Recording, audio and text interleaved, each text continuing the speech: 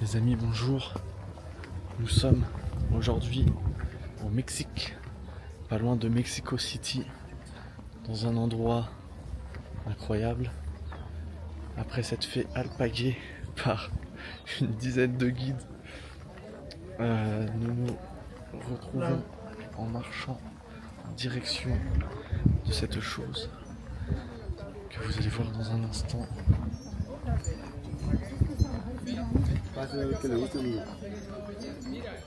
Voilà. Alors,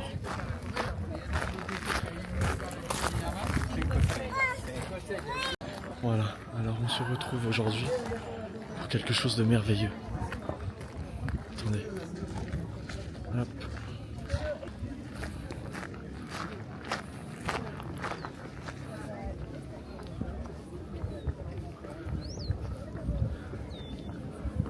La pyramide du soleil, mesdames et messieurs. Pyramide del Sol. Un monument incroyable. C'est quoi ces marches de fou?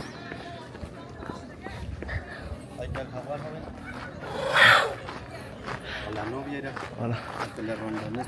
Gracias.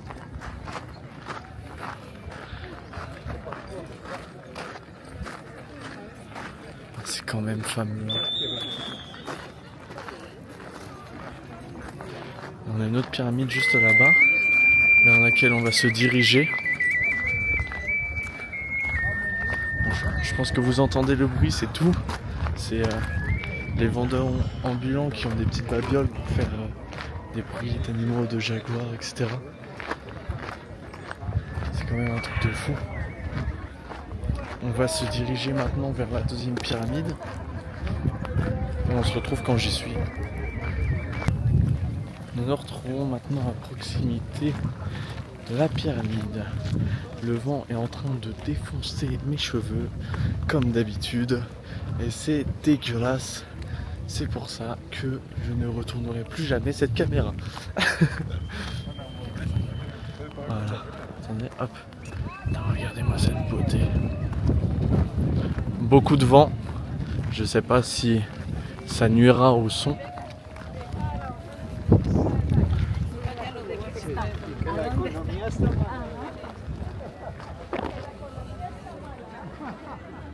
Alors sur la route, on a pu voir quelques fresques que je vous montrerai sur le retour, bien évidemment.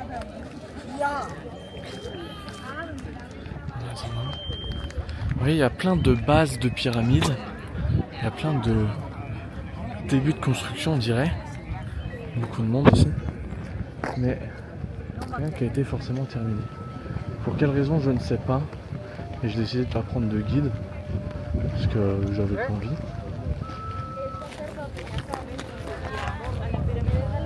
Alors, je vois des gens qui sont en haut là-bas. Eh bien écoutez, on va voir pour monter. Si on peut monter, pourquoi pas. Je pense que ça peut être une sacrée vue. Voilà. Putain, je vois les marches.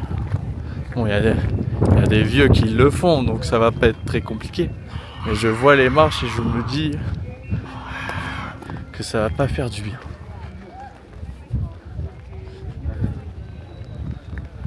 Ok. Bon, je vais monter et on se retrouve là-haut.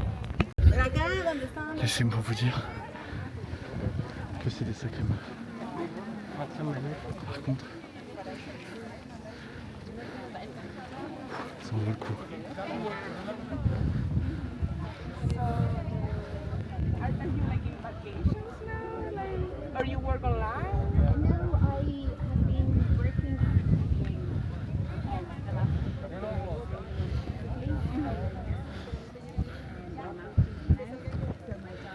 Ah, c'est incroyable. J'ai mon cœur qui bat à l'heure à cause des marches.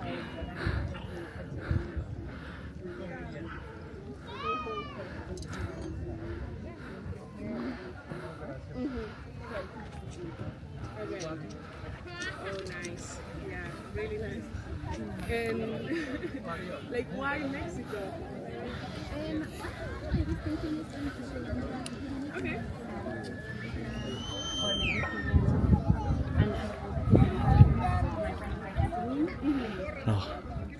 coup, comme vous pouvez le voir, en haut de ces petites pyramides, vous avez une sorte de bloc de pierre. Tous les arrières de ces pyramides sont courbés. C'est plus en pierre, c'est en... Ou alors ça s'est effondré, je ne sais pas. Mais, une seconde, comme vous pouvez le voir, il y a de la mousse partout et c'est en effondré. Donc la question est pourquoi? Est-ce que c'est un tombe? Est-ce que c'est pour une autre raison? C'est une bonne question. Alors, là vous avez le haut, la pyramide. On ne peut pas y aller, bien évidemment. Il y a eu des scandales comme ça où des étrangers se sont amusés à aller en haut de la pyramide du soleil et qui s'est fait lyncher. Un Allemand, il me semble. J'ai plus le détail. Je sais qu'il y a eu des petits scandales comme ça. Voilà, toujours des étrangers pour foutre la merde dans des pays qui ne sont pas leurs parce qu'ils se sentent tout permis. Ne faites pas ça, hein. Soyez respectueux les amis. Toujours. Vous n'êtes pas chez vous. Vous devez être encore plus respectueux que d'habitude.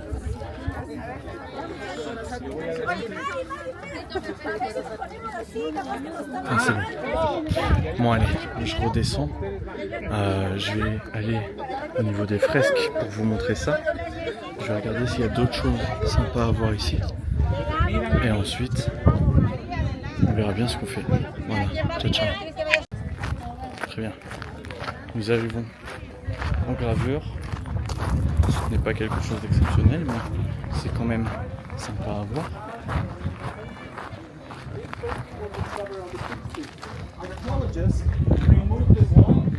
There was a wall. The same building right here was on the right. So archaeologists were doing investigation work and they discovered this in the back. Alors, j'ai triché un petit peu, j'ai entendu ce que le type a dit. Donc, en gros, ça, normalement, il y a la même d'un autre côté. Et en fait, ils ont découvert ça derrière un mur qu'ils ont du coup pété. Après, la question est, qu'est-ce que représente la gravure? Est-ce un animal, on va dire lambda, comme on a donc un jaguar ou une panthère, un lion, peu importe, ou est-ce une sorte de divinité ou monstre de divinité ou quoi qu'est-ce, enfin, vous voyez ce que je veux dire, comme dans la mythologie où vous avez des animaux hors du commun, comme le cerbère, le minotaure, le centaure, etc., etc., et j'en passe.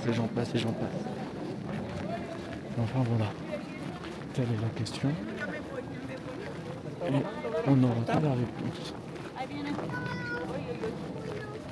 Donc là, on va qui joue devant la pyramide du soleil. Pam pam.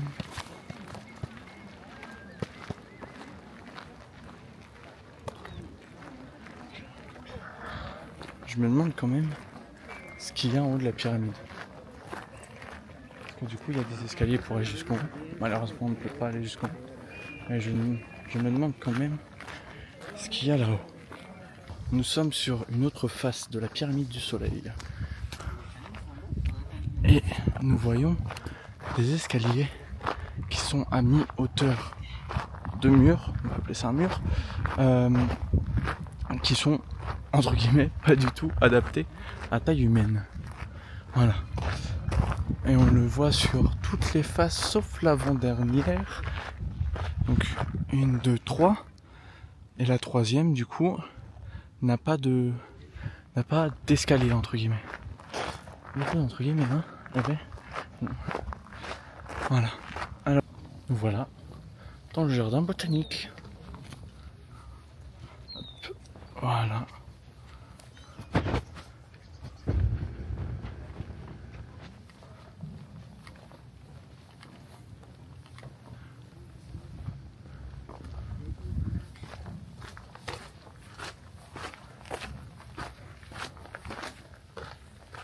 Très sympa, mais ça manque un petit peu de fleurie. Si.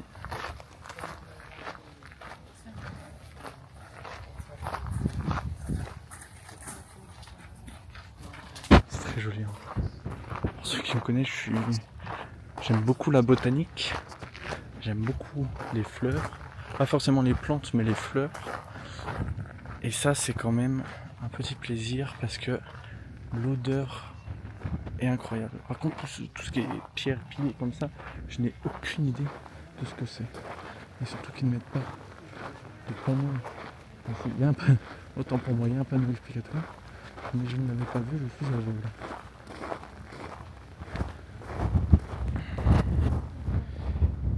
Ah ouais, il est bien moche, hein. Il est bien moche. Mais bon, il a un front. Il dégarnit son front. Et ses sourcils qui vont jusqu'aux oreilles. Ah, celui-là. Cabeza de serpiente, le serpent. Formada parte del templo de Quetzalcoatl. Ouais, je ne parle pas bien espagnol, hein, si jamais. Donc, alors, des fois, vous voyez comme dans les films, la bouche est ouverte et à tout moment vous avez un mécanisme qui vous donne un petit trésor, mascara, qui a donné un coup de boule dans une putain de pierre. Ah ouais. Le mec a gardé pas de bon soin en courant. Il a une sacrée surprise. Le jaguar, bon c'est dommage, c'est détruit.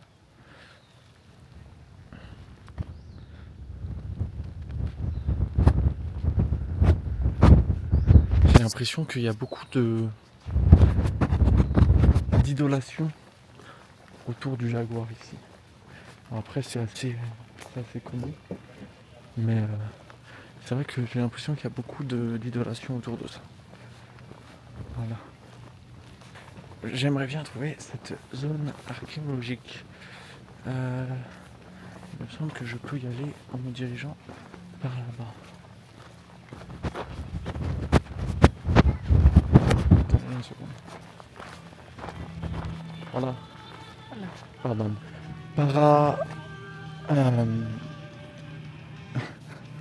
Para ir allí. Donde. Pardon. La calzada. La zona arqueológica. Allí. Es que aquí es la zona arqueológica. Aquí? Ajá. Ok. En para ver El museo. el museo. Sí. Aquí, ahí, Aquí? allá. Gracias, muchas gracias. Vous savez ce qui est drôle? C'est que j'avais prévu de demander au cas où. Du coup, j'avais traduit sur mon téléphone pour pouvoir le dire en bonne et due forme. Est-ce que vous avez vu l'échec? L'échec de toute une vie. Bon allez, on va dans le musée. Je ne pourrais pas parler très fort, donc voilà. On est dans le musée.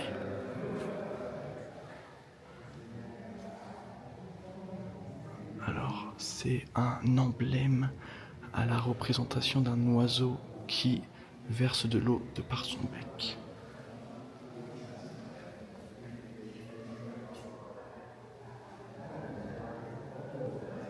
Alors ça c'est très intéressant, du coup vous voyez les différents types de granit et de matériaux qu'on peut retrouver dans la région de Texcoco du Mexique. Différentes poteries, différentes sculptures, le serpent juste là, la grenouille, des oiseaux. Voilà. Ça j'ai aucune idée de ce que c'est par contre. Crocodile.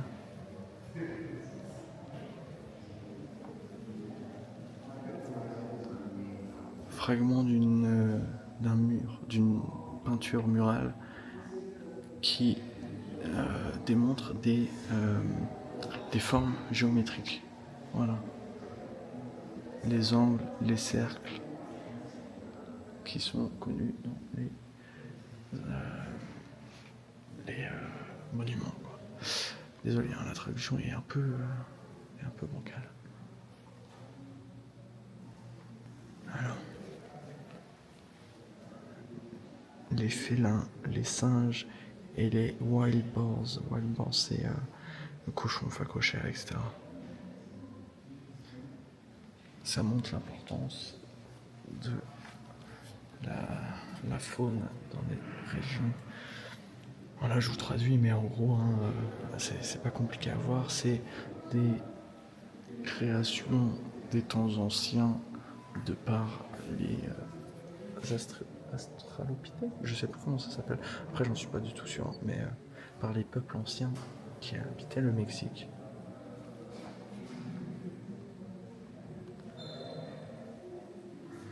Une belle petite fresque là.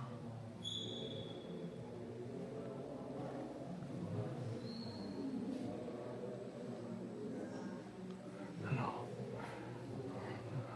une fresque murale qui représente procession, je sais pas ce que ça veut dire procession en anglais, enfin je sais pas le traduire, mais 2 félins avec des plumes headdresses, des couronnes de plumes. Les félins se tiennent sur des cercles, comme vous le voyez là, ça c'est des cercles. Leurs corps sont décorés avec des lignes, as in a woven hat. Ça représente des motifs d'eau sur leur corps. Alors une seconde. Vous voyez, donc là vous avez les félins, les ornements, les couronnes de plumes, les cercles, et vous avez toutes les petites lignes là qui représentent apparemment l'eau. Voilà. Et du coup un autre félin qui est un peu détruit du coup. Du coup là vous avez l'ornement de plumes, donc la tête devrait être là. Honnêtement les traductions sont un peu bancales, hein, vous m'excuserez, mais il y a certains mots de vocabulaire que je n'ai pas. Représentation des étoiles liées par des lignes qui symbolisent les montagnes et les collines. Le sujet est probablement Vénus. Voilà, donc là vous avez... Du coup il y avait des lignes sûrement en dessous, quelque chose comme ça qui représentait les montagnes et les collines. J'avais prévu de... parce que c'est pas le seul endroit que je vais faire pas mal de sites archéologiques. Ah, là vous avez la représentation. La pyramide du soleil, pyramide de la lune et tous les petits trucs autour. Michaelty phase. Voilà. Donc ça c'est la période. À peu près 22,5 km, 45 000 habitants à peu près. Du coup, je disais, j'ai prévu de faire pas mal de sites archéologiques. Attendez, parce que je me demande ce que c'est juste là. Je reconnais pas du tout le matériau. Donc là, vous avez le travail artisanal. La phase Métépec. Voilà. Et là, 20 km, 70 000 habitants.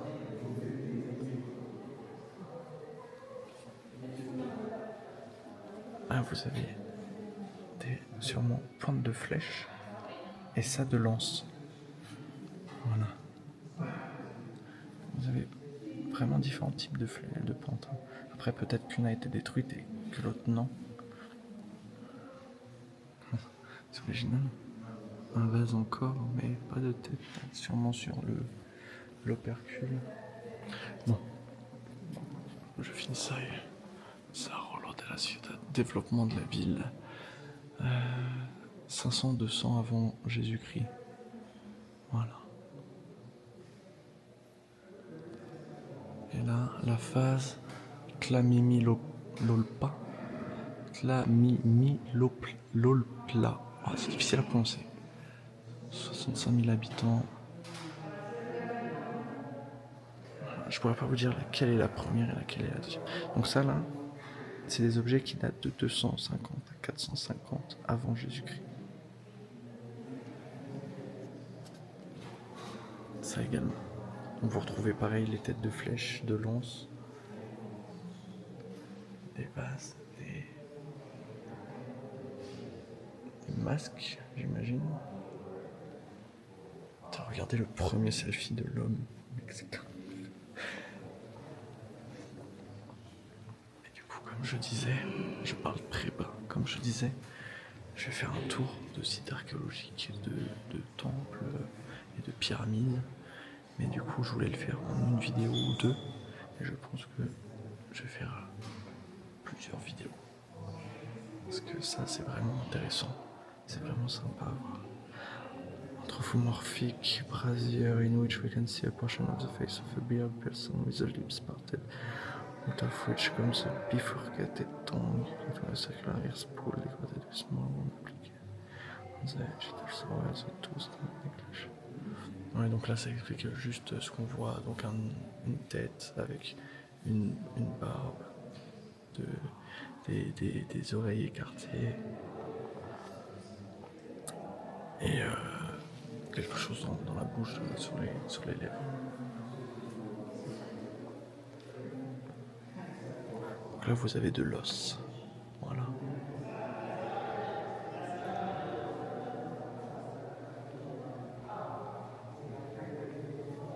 Et ça, c'est du textile de cette époque-là, qui a été carbonisé.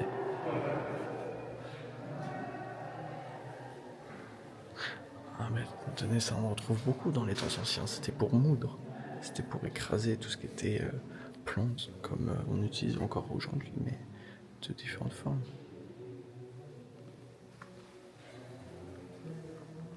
Voilà, des petites représentations du singe avec des ornements de plumes.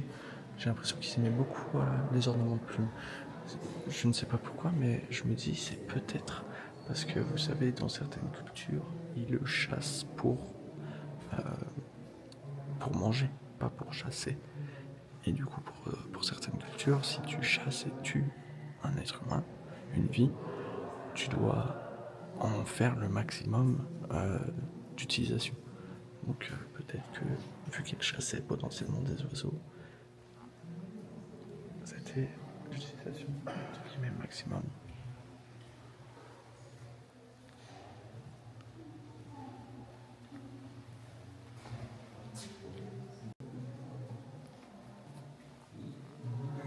Ça, on a de la pierre polie. Voilà, polie, pas aimable. Voilà, vous m'entendez bien.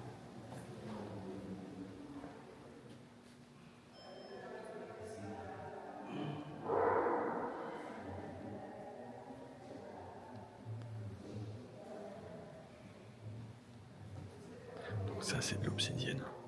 Voilà.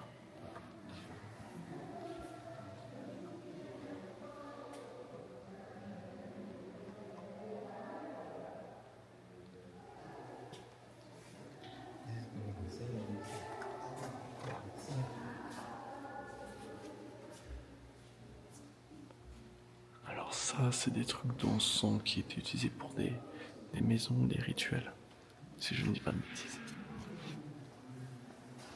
Donc là encore de la manufacture, de la poterie.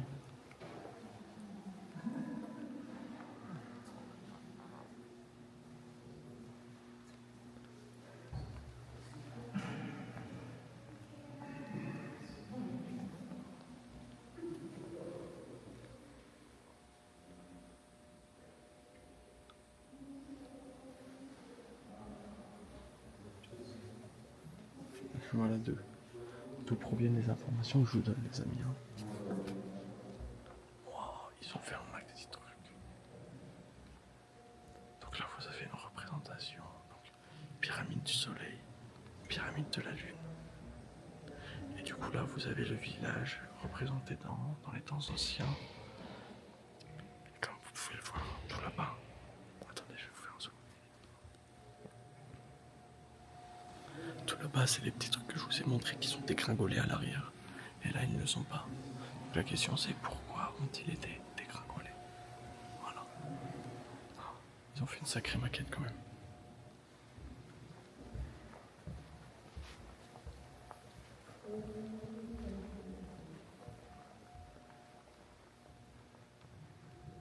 Et là, vous en avez une autre du coup.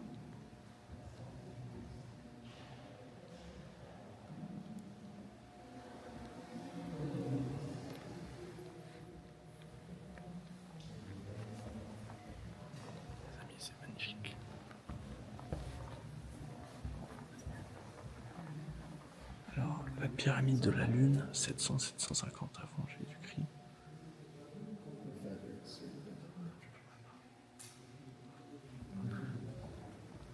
Ils sont très attachés aux plumes.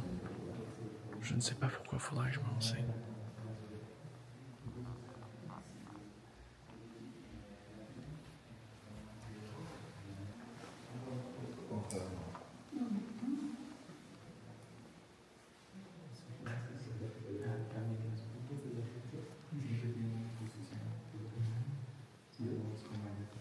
Alors là, vous pouvez voir pas mal de mâchoires autour de chaque tête.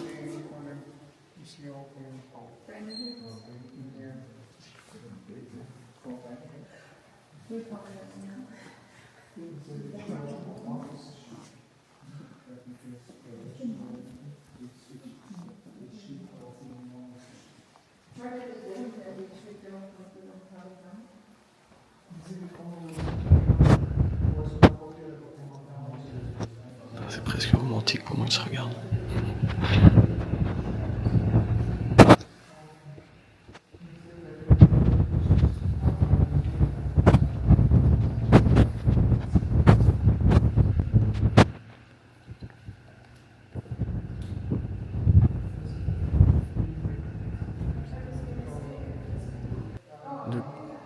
Le vieux dieu du feu.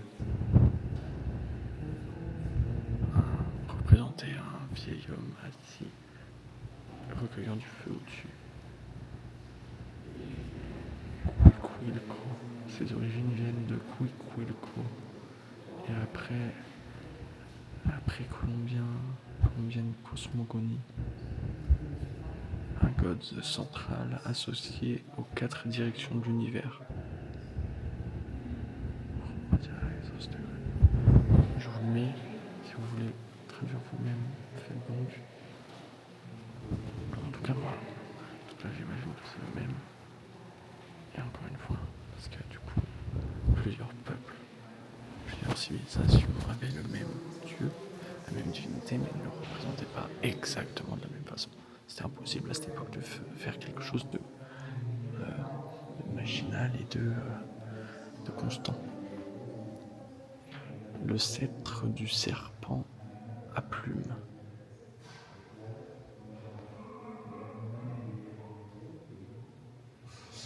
« 70 avant Jésus-Christ.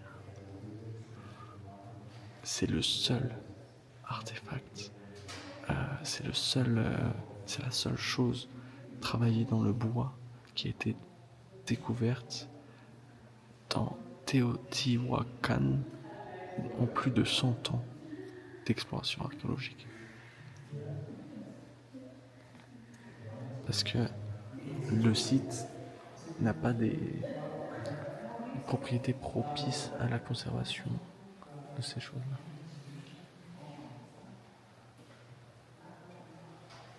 C'est reposant.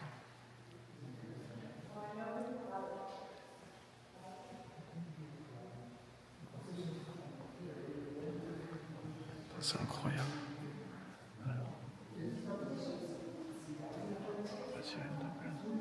Je vous mets ça du coup, mais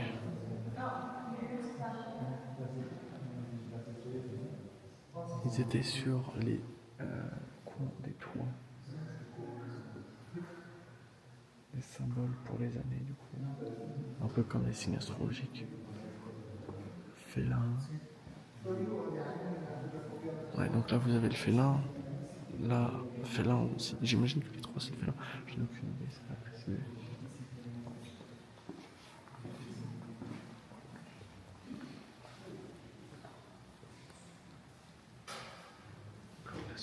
La sculpture, une fresque.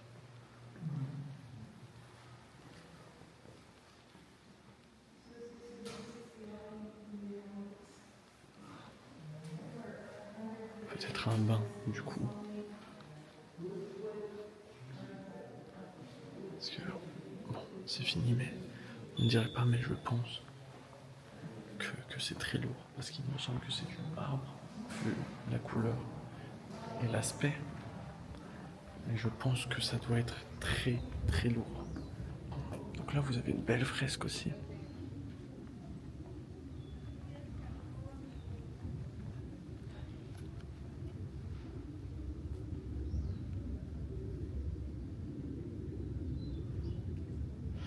par contre, pour la signification de cette fresque, on dirait vraiment du tombeau, un gardien de la mort, la cultivation, du travail manuel, encore le serpent à plumes, là un sarcophage, ouais, enfin vous voyez ce que je veux dire, et là on dirait peut-être un bateau sur une rivière, ou alors peut-être la route pour la mort, la divination des astres du coup. Travail manuel, potentiellement la création des pyramides, je ne sais pas. Les amis, je ne suis pas assez renseigné. Et si j'ai la détermination, je me renseignerai. Je vous donnerai quelques détails, mais écoutez, ça m'étonnerait. Je pense que je vous laisserai les trouver vous-même. Voilà. Alors pour tous les arachnophobes, faites attention. Alors attendez, faut que je les trouve sur les zooms. Parce que vous voyez, il y a des araignées un peu partout. Et attendez. Donc là on a le haut, tac. Voilà. Donc là vous avez des toiles entre les cactus. Avec pas mal d'araignées qui se trimballent entre. C'est très sympa parce que il y avait la même chose au Japon. Où du coup les araignées étaient sur tous les buissons, sur tous les côtés dans une certaine île. Et c'est impressionnant à voir. Et ça donne pas envie de passer dedans. Donc là ouais, on est sur la partie un peu plus désert. Donc là il y a un grillage qui est ouvert, mais bon, je me dis s'il y a un grillage, c'est pour une raison. Là ouais, là c'est désert, cactus, palo loco. Voilà. Palo dulce, sabilla, pegaropa. Si jamais vous voulez devenir botaniste, écoutez. Copal, myrto, espinosilla, yebra buena. Ah, il est mignon, le rouge là, c'est le yebra buena. Voilà. Un accent espagnol digne d'un local quand même. Vous ne trouvez pas? C'est fou. Oh, attendez. Ah, il s'est barré. Merde. Attends, c'est dommage. Il y avait un petit écureuil qui se trimballait. Mais c'est intéressant parce qu'il s'est trimballé dans les cactus. Voilà. Il n'est pas dans les broussailles, il est dans les cactus. Il doit être bien agile pour ne pas se faire piquer. Alors il doit bien être dans la mine après. Les amis, j'en ai dit assez. Je vous en ai montré assez pour aujourd'hui.